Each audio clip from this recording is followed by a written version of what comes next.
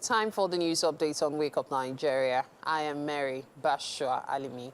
The Nigerian Senate has set up an ad hoc committee to interface the Attorney General of the Federation and the leadership of the Senate to address major concerns raised in some sections of the tax reforms bills currently before the National Assembly. The Senate also asked its Committee on Finance to halt all legislative action on the proposed bill pending the outcome of the meeting with the Attorney General. National Assembly correspondent Sule Abdullahi reports.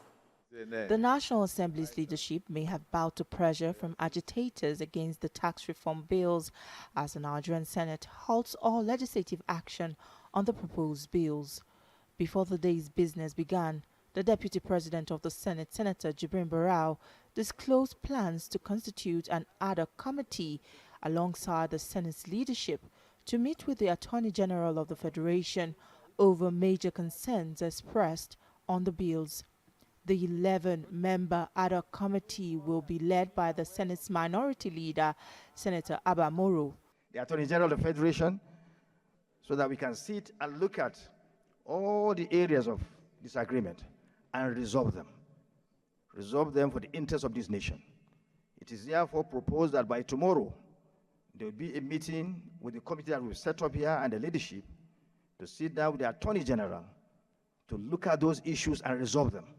In another development, the Senate has summoned Nigeria's Aviation Minister, Festus Keyamo, and other airline operators over frequent delay and cancellation of flights.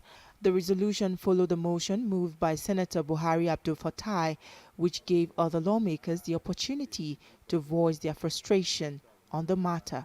That Part 19 of the Nigerian Civil Aviation Authority Regulation of 2023 makes provision for consumer protection in the civil aviation industry in Nigeria.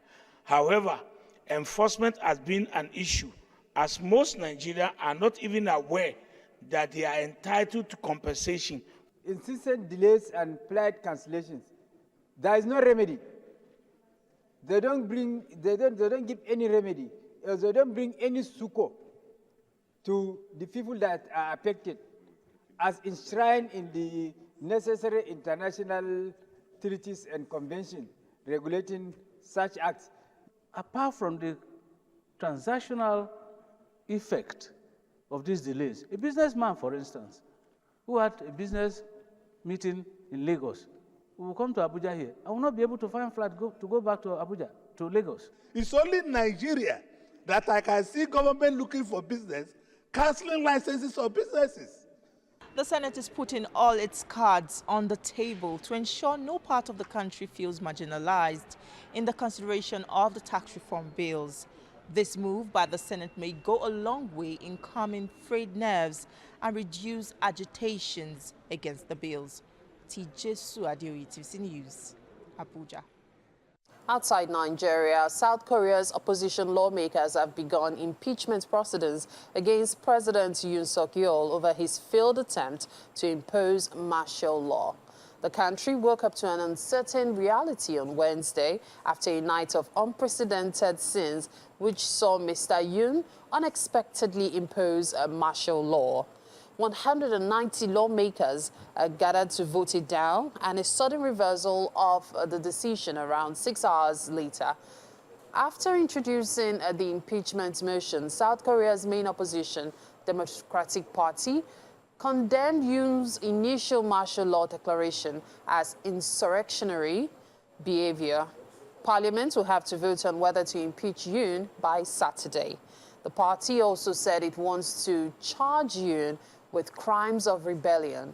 Its named Minister Kim Yong-yeon and Interior Ministers Lee Sang-min as key participants of the martial law declaration, saying it also wanted them charged alongside Yoon. But South Korea's ruling People Power Party, which